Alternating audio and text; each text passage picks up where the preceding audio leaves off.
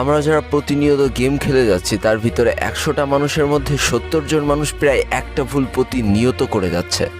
আর যেই ভুলটার মাসুল যে কতটা মারাত্মক হতে পারে সেটা আজকের গল্পটা না জানলে বুঝতেই পারবা না। বন্ধুর প্রতি বন্ধুর যে ভালোবাসা এবং দিন শেষে তাকে হারিয়ে ফেলার যে বেদনা, এটা শুনলে তুমিও আমার মতো অনেকখানি কষ্ট পেতে চলেছ।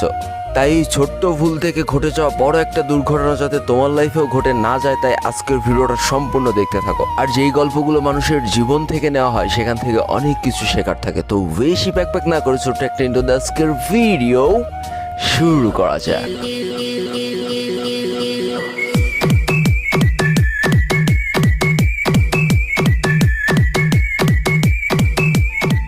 আজকের গল্পটি উঠে এসেছে কুমিল্লা থেকে, আর যার সূত্রপাত ঘটেছিল 2022 সালের মাঝামাঝি অবস্থানে।